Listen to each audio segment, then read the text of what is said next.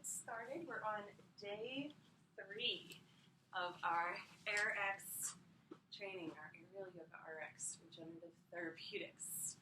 It's super fun to be here with you guys. I've been really enjoying the practice and sharing this new module with you. And then I've been doing these individual interviews that have been so exciting for me. I've been really enjoying that one-on-one time, so thank you for that as well. I'm just curious if there's anything as a group that you guys would like to ask me about my journey, about creating this program, about where it's going, where I want to take it, where I see it going next. So I just wanted to give you an opportunity to chat with me, like getting out of the, there's like a shadow. There we go. So if there's anything you guys want to start with, feel free to ask. Otherwise, I can just tell you a little bit about my journey and how I got here and where I see it going and what this all means to me. So does anybody want to begin? You start. I think it's good if you start, but I do have a question. Go ahead. Have you ever thought about, I'm sure you have, getting with the university to do a clinical trial, like on depression, or any sort of different thing? I know there's some styles have done depression studies, and they've all been pretty favorable. Yeah, so I'll talk a little bit about neuroscience and brain studies and research and everything like that as we go along for sure. Any other topics that you guys want to talk about? I was just going to ask you, like, what's been one of the most challenging aspects of bringing your swings to the world? Thank you. And I know, all challenges come with their opportunities. All challenges come with their opportunities, So, sure. Yeah. Yeah. Where and how do I feel challenged in launching this program? Right? Yeah. Something And specific about that? Well, I mean, I know there's probably logistical and business challenges, Mhm. but I was thinking more along the lines of Working with people. Yeah. and Personal challenge as well as kind of group challenges kind of thing. Yeah. Like that, yeah. teaching tips and one-on-one or class Great scenarios. question. Yeah. Talking about challenges. Go ahead. Anything else? I just thought you might have a question. Not yet. Okay, good. Let's see what you have. Anything? I was curious. Yeah. Well, since you're the newest member to the AYRx team, I'm going to tell like a bigger story too. Like some people might actually know some of these pieces, but I just think it's fun to kind of like share the evolution of it. So we all have a personal journey that is actually quite interesting, and quite resourceful when we share it. We can really tap into a whole wealth of wisdom that other people can benefit from. Anything you would like to ask? Well, that you don't know about me? It's getting smaller all the time. But, well, Sam's question, I'm interested in the other side. I mean, and I certainly know the challenges of bringing it into a business and insurance and people's fears about structural stuff. So you want to know the challenges of working with like the actual program, with launching the actual program, yeah. Because when I think of the challenges, and I won't necessarily start here, but my challenge mostly is the fact that I'm creating something that is incredibly healing and therapeutic, and I'm being kind of grouped with the circus arts, which I love Cirque du Soleil. I mean, if you want to see me come alive, like take me to Cirque du Soleil. That's like that, and bring me a kombucha. I'll show you some videos. Okay, yeah. So those two things, if you want to know the secret, Let's just to go. my heart. I know. I've already gone twice last month, but yeah. So although I feel like I'm a natural circus person, just not even in action, but in personality. Like I'm very playful and I'm kind of quirky and,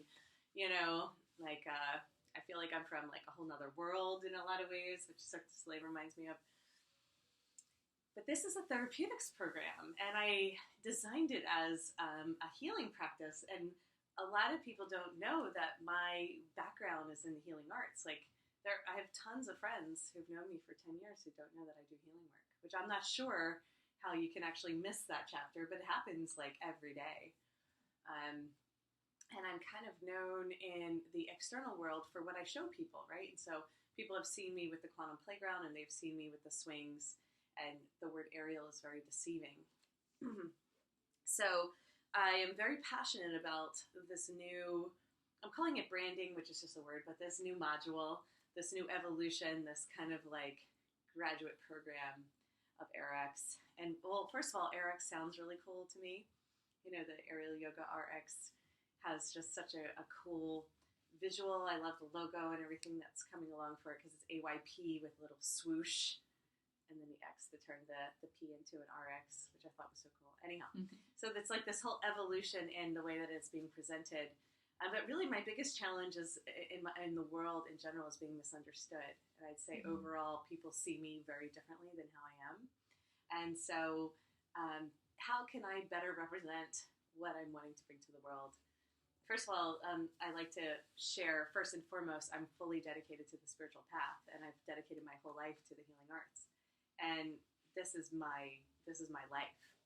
You know, this is not an exercise program at all. This is like, I feel like we're all here on a mission, and we all have a purpose.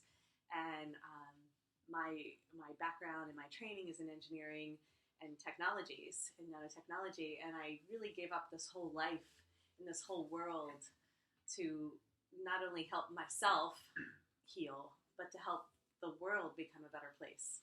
And so if like, you know, the elevator pitch, I never got the elevator pitch thing down, but they're like, you need to have like a 30-second thing. And I'm like, well, I'm here to make other people's lives awesome. Like, I really just want to like see people living better lives, you know? So I make people's lives awesome, you know? And then they're like, oh, you know, I'm curious about that, you know, whatever. But I'm not much into salesy stuff. I mean, I can do marketing, but it's not really my thing. But I do want to lead with the fact that this is part of my spiritual practice. This is part of my healing practice.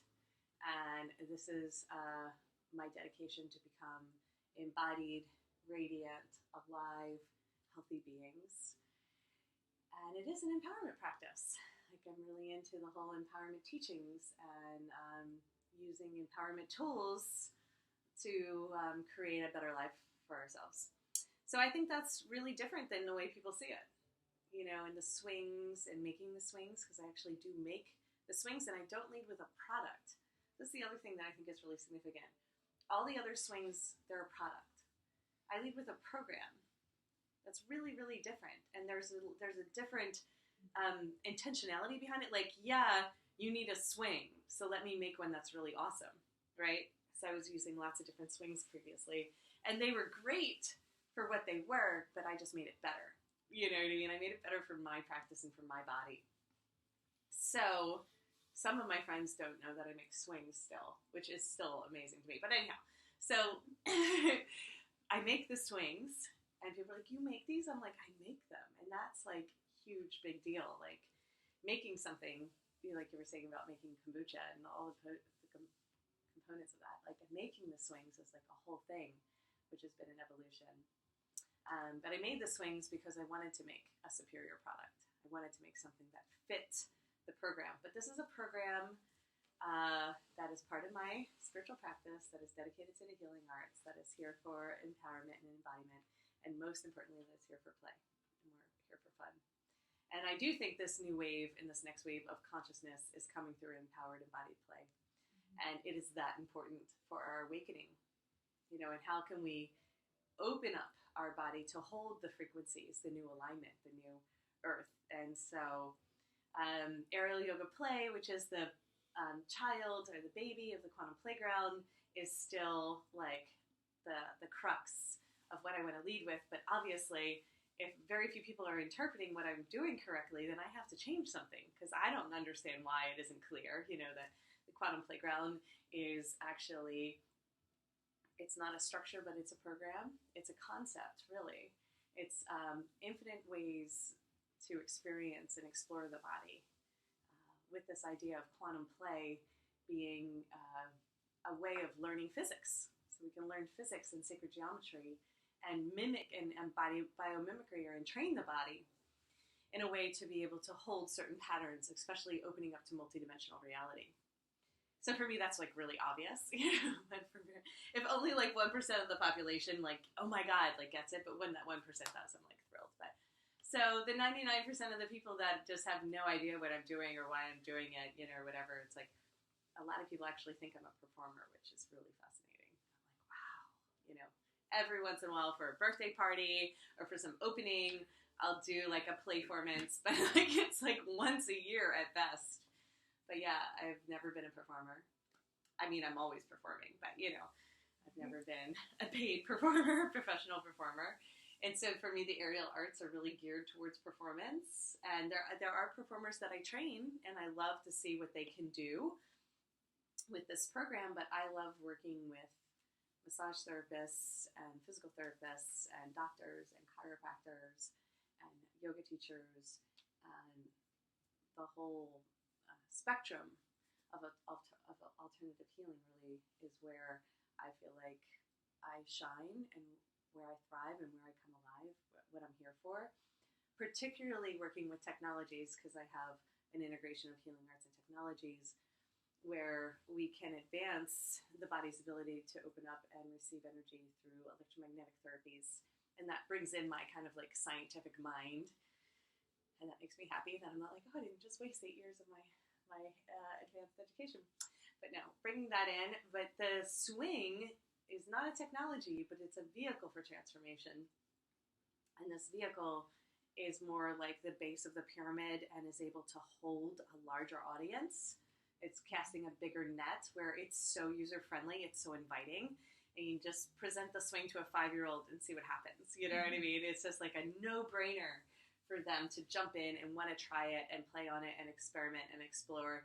And I'd love to see adults to have that kind of like curiosity and that innocence with it, and that courageousness, you know, awakening the courageous inner child is a big part of like what I like to see and experience with adults.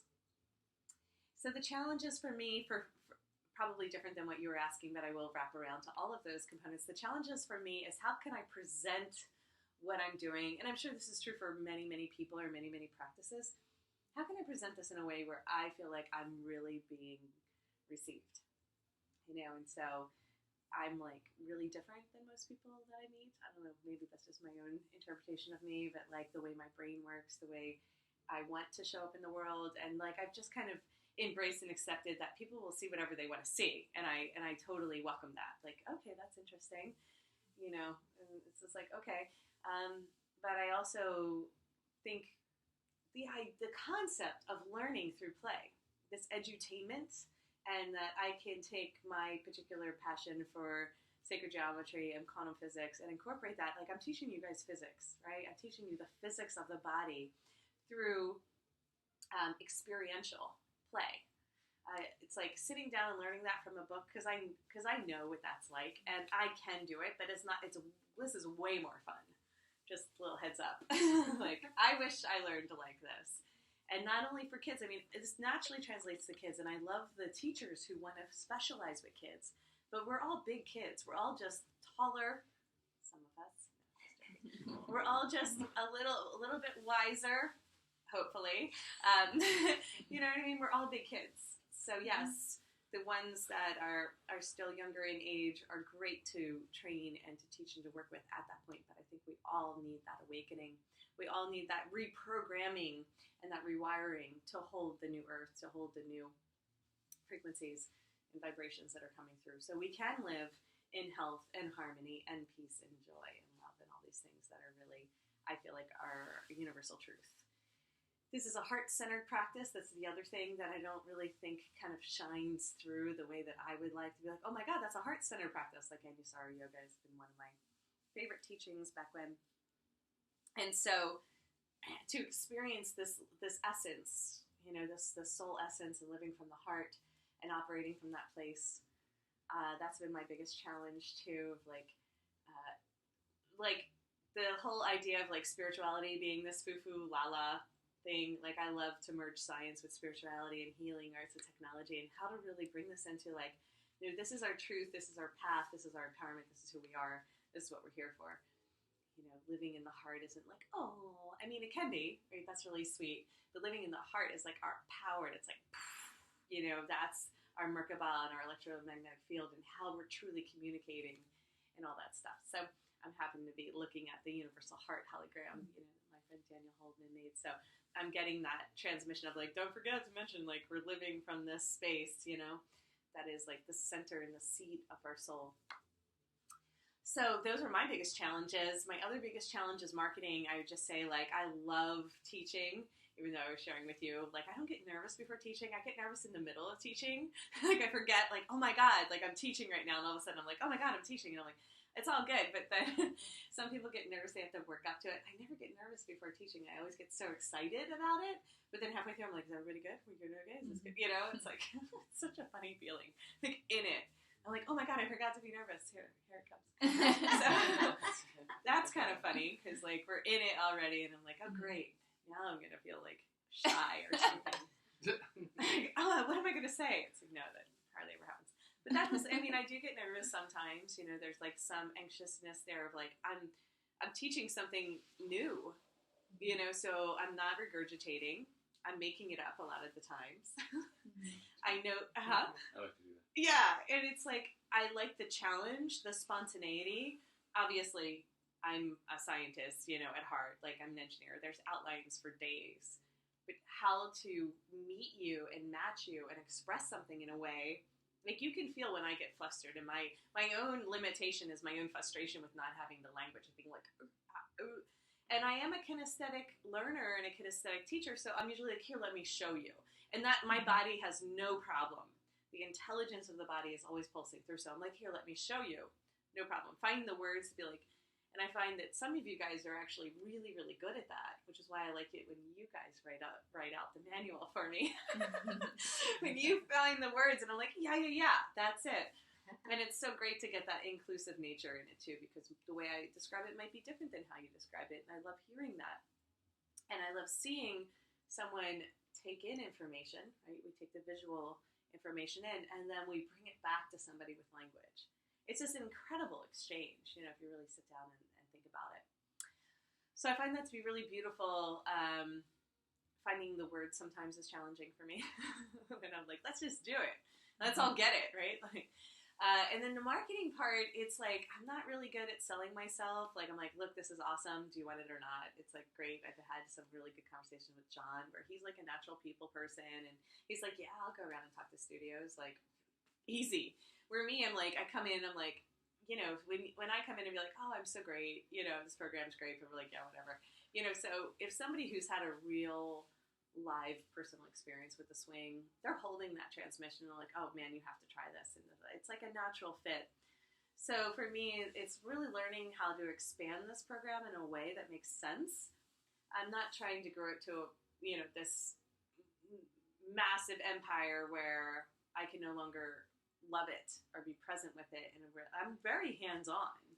You know, I literally pack every swing. Bless it, love it, mail it out. That's not going to happen forever, but very few people take the time to do what I do. And every moment of my free time is spent loving up this program, which I do because I love it. You know, if it was work, I'd probably hire someone, but it will happen. So I just think it's really important to get the right components in place so it can continue to grow and expand. One of those components has been the new website and the new online training, which doesn't replace in-person training. Like Sam was talking about, he loves the live experience. You know, we can online train to a certain point, and then we really need to have that quantum field and have that exchange with one another. The other challenges of working with people, which I think Sam was asking more about, was, you know, we're dealing with so many different personalities, so many different levels, so many life experiences that cause resistant patterns in the body. And a couple of my friends like perfectly described like where I live. Like we each have our own mastery. I'm very comfortable with making people uncomfortable. I love being in that challenge. Like I'm totally okay with making people uncomfortable, but then guiding them through it. You know, where other people, you see somebody uncomfortable and they're like, oh no. Where I'm like, you're good, you're fine, just keep it. So it's like I'm just like a cheerleader, you know? Mm-hmm. So my whole like, you can do it attitude can be really annoying for somebody who's like adamant that they cannot do it. And I'm like, yes, you can, you know? And so we're just talking about, I cannot. And I'm like, are you arguing for your limitations right now? And so we get this back and forth, which is kind of funny because we all have a place in ourselves, a resistant place in ourselves where we feel that limitation. And I'm really, as part of my spiritual practice, you know, I'm here to bring forth that inspiring of greatness and like to awaken our inner superhero. I know that we are infinite in our capacity, you know, that we're eternal in nature, and that any limitation like that is something that we make up, that is all part of our belief system, and it's all part of our rewiring or undoing. So I feel limitations, and I butt up against my own belief systems all the time about what I'm capable of, but I also know that as part of my dedication to this practice, and I'm 100% guided by spirit, that I have a direct line on source, that I'm given everything I need, that I am like this well of information, of this well of this wisdom that is just pulsing through me. And so then a lot of that humanness kind of like falls away. And that's really what I want to share with people, with not just the swing, but with a real empowerment practice, you know, so they can get the language, so they can get the intentionality, they can get the dedication that it takes to live in our power. Most people are afraid of their power, you've probably noticed. So this is an empowerment tool, and you feel powerful when the body opens. And so that resistance that we butt up against, like, I'm okay with it. I'm also okay with it being a specialty program, so not everybody's going to love me. Not everybody's going to love the swing, especially not right off the bat. And if they're challenged by it, I'm like, good. You really found that edge, you know? And I'm really okay with the discomfort that comes with trying something new. So that, to me, is like, you know, how to work with all the different personalities, or how to work with the different limitations in a way that's loving. You know, I feel like I'm inherently loving. Not everybody interprets me that way. You know, it's like always, I'm like mean. I'm like, all right, you know, but for me, I'm always coming from that place of compassion and that heart-centered reality of understanding their limitation. But, you know, not everybody likes to be pushed, right? So they're going to back away from that. And I think that's 100% okay for them too. You know, like if somebody, like I was expressing kind of the spark that lives in each one of you guys, and you know, there's a kindness there, there's a sweetness to the teachers that I attract, for sure, that like are already attracted to that heart-centered reality, like I was saying. But there's something fierce in each one of you too. Do you know, like there's, Sam, I was just reading, and it just was timely, your newsletter, and it said, like one of the reviews was, there's this strength and this softness about you that's really unique. And I feel like each one of us has that in our own special flavor and combination, that it's what it takes, you know, to access and enter into this kind of practice, right? How can we find the inherent marrying and the merging of these seemingly opposites so that we become whole? So yeah, that's my long answer. So yeah, so then there's the challenge. Since we're talking about challenges, might as well go ahead. Then there's the challenge of convincing people like it's okay to use your body, people. Like we are taught to be afraid of everything, and it drives me absolutely nuts. Well, especially because I am educated, and I know that we can hang from the ceiling. And most people, you know, most rigging is completely overkill. Most, you know, houses that are built are completely fine, but you know, that one time that it isn't okay to hang a swing, we have to be completely conservative and extra careful to make sure we're doing everything we can to give people the maximum amount of fun while playing safe. So, you know, coming into a new studio, and I love working with rock climbing gyms in particular, because they're just like, oh yeah, you know, like I try to just, you know, and we can put, oh yeah, because, you know, you either know or you don't. And if you don't know, then there's usually a concern there. And having to meet those concerns and constantly be like, okay, well, every ceiling is meant to hold this many pounds, and then it's a distribution, that's why it's a 2-point system over 3 feet, and and then we have all of that online. There's a whole Q&A on the website to be like, you know, can everybody hang upside down? What about this? What about that? Sure, consult your doctor. Most people will tell you not to do things that you're probably okay to do. But if you want to be on the safe side, don't do it. You know, it's okay. Or maybe just do the upright positions. There's lots of things you can do on the floor with the swing, you know. And so, again, the challenge of people thinking it's aerial arts, the challenge of people feeling limitations or resistance in their body, feeling like they can't do something when they are way more powerful than they believe, and we are,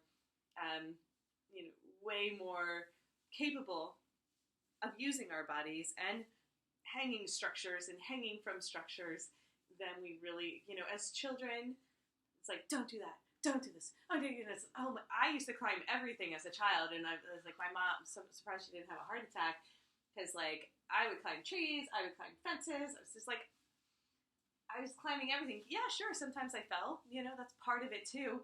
So the idea of being afraid of somebody falling, it's like, no one really gets hurt in my presence, because they're probably afraid to piss me off or something and do something stupid, which is good. There's a good amount of fear in that. No. But, if somebody, doesn't do something correctly and they fall just like they do in yoga class, they're going to fall over in a handstand. It's like part of the learning experience that we have to let ourselves learn. Obviously, we are going to teach them all the anchors and holds and hooks and all that. And I am incredibly conservative with the teachings. I mean, what I'm giving you guys is like baby level stuff here. And that's enough. All we're trying to do is open and align the spine, and the rest will come. So there are a lot of sequences and stuff. I'll just say, well, that won't be in the manual. Because, if I don't feel like I can present it in a way that is 100% perfectly taught, that's not even safe in its practice, but teaching it to another person. Like if there's an easy, if I do it and I lose a hook or something, I'm not going to present it because I'm like, well, it's pretty easy to lose the swing there or something. Does that make sense? Yeah.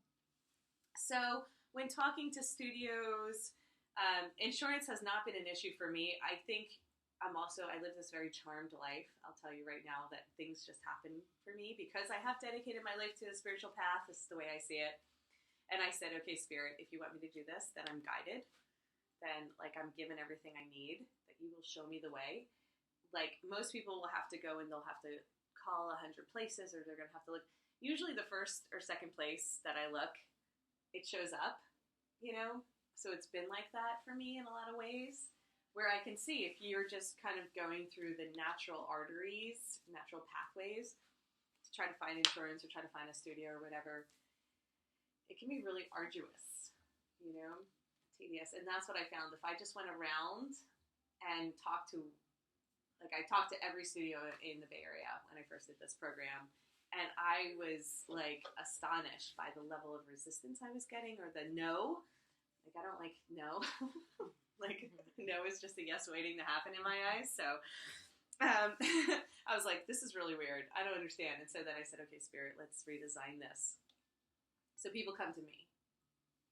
I will still put it out there. I mean, I will present it and do my best. But if I ever feel like I'm hustling or selling myself or pushing, I tend to back off. And that's just my path. And I've seen other programs do extremely well with the TRX and the bar and the Pilates and all this stuff. But those people are hustling it. I can tell you straight up, I know a lot of them, and they get burnt out real quick. And then it's no fun. And if I'm going to teach a program that's all based on the importance of play, but I'm not having fun, then I'm not being the clear conduit in a channel and a living example of spirit pulsing through me. So I'm going to do this differently, so it'll look differently. And yes, I thought about working with universities, and yes, I thought about doing these different case studies, and yes, I thought about going here and doing that. And yes, I thought about doing an infomercial on QVC. I've heard it all, It's like, yes, I thought about it. And if the university approached me, like I said, whatever comes to me, I say yes to, as long as it's aligned, then I would 100% do it, I haven't had any universities call me up asking me if I felt like doing some case studies with the swing yet. Although I have been working directly with a few neuroscientists that would like to do some studies on the brain, since it's been pretty well documented what happens during meditation and what happens to our brain and bodies. And there's also, I just went in the fall to this transformative technologies conference and met amazing people there, and people who are using technology and doing these studies and using meditation and that crossover. It's that's what I've been doing for 20 years. It's happy. I'm thrilled to have more players. And they just called their last conference the technology playground, and so like, all of these words just keep swirling around. And sure, maybe I said that word first in some context of mixing these things, but the fact that it's all universally pulsing through us and growing and expanding and becoming popular makes me extremely happy. So I feel like I have more playmates coming and more studies coming and more research to do, and any connections you guys would like to make to studios, to other teachers, to other students, to universities. I really appreciate that kind of, just like in body work, I just work on referrals. You know, I'm not on any billboards. Not yet. And, you know, Connie was saying, like, oh, you need to get on some TV shows, like Good Morning America or something. And I'm like, okay, great. Like, to me, that's hustling. You know, I could do it. I could put on the Jen Healy show and all that. But I'm like, where do I really want to spend my energy? You know, so if a TV show called me up and asked me to do an interview, I would do it, especially if it was Oprah. So just putting that out there. But yeah, in the meantime, I'm going to follow this very unique way of doing things, of like really listening to my guidance and really going to where the energy's flowing. And I would like to do more conferences and events. I'm leading this year with more presentations on contemplation, which is the learning physics through play and accessing our power, purpose, path, and plan through activating the quantum field, things like this. Although, again, contemplation, people are like, I just make up words too, like contemplating my reality. And who knows what that means, right? But it does sound fun. So the more that I do these presentations and stuff, they're kind of like, you know, promotional tools, and we'll see what happens. But I am going to be doing more edutainment, where there's interactive live experiences with things like the portal and monkey bars and swings and other play structures as part of like up-leveling conferences, which it's very mental, it's very heady, it's very, everyone's just sitting, taking in a lot of information, but less experiential than I would like to have as a participant. So I figured if I would like it, other people would like it too. Yeah, so I haven't really gone into much of my history of like, you know, having like a lot of injury and things like that, hundreds of knee injuries, really, but multiple ACL reconstruction, patellar stabilization, meniscus repair, things like that. And being really high-level athlete and, well, super active. Athlete, you know, sounds like organized sports, which happened a little bit, but just being extremely athletic. And just finding limitation in my body at a young age and not accepting it at all.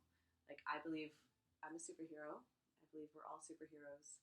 And I don't really believe in these limitations that are being presented to us, and a lot of it comes from conditioning. And we all have been pretty much swimming in this sea of consciousness that's about 90% fear-based. And we're all taught to fear our body. And we're taught that we're degenerative. So this is why I called it regenerative therapeutics. We are regenerative in nature, and it's for us to remember how powerful we are and our capacity to heal and grow and change and evolve. And we're all miraculous. It's a miracle that we're even here. Like, there has to be magic if we're all coming together and being able to do these kind of things. Everything I've done, I've made up. Everything I've done. Like, nothing was handed to me. Like, for me to see that it was possible, I had to create it. No one encouraged me to do this, just so you guys know. At a very young age, I was discouraged to be who I am. And I think it's really fascinating that, you know, we're born into a world that tells us we can't. And then I just say, watch me, because I'm gonna. And from going into, you know, engineering and physics into a very male-dominated career to creating healing technologies where people are like, what are you doing? To, you know, giving all that up to do meditation and spirituality and yoga way back before it was cool. Like, this was not cool in Philadelphia, just so you know. Being vegan way before it was cool, and all these things that are cool now. And then, of course, you know, building one business and then moving in, and now I'm building quantum playgrounds, and then it's like, oh, now I'm making yoga swings, now I'm creating a teacher training program. You know, it's like everything I do for me is like, you know, I'm always surprised as well. I'm like, really? Is this what we're doing now? Because the guidance is like, it took me 2 years, like I was saying in the introduction, it took me 2 years to say yes, of being impulsed to seeing, well, first of all, I see this space. I see this thing that needs to happen where it isn't there. Like, why isn't this happening? And then the universe is like, well, you're the one, you know? It's the same with building conscious community hubs and having these centers where we're all playing and interacting and sharing and building these grids across the earth where we have this mobility not only for us to visit and experience different parts of the world, but we're able to share our resources and information and wisdom and create more of that collective field. So things like that, I'm like, okay. And so I feel impulse to do it. And then when I do it, I have to overcome all of my own kind of fears and limitations of like, who am I to think that I could blah, blah, blah, you know?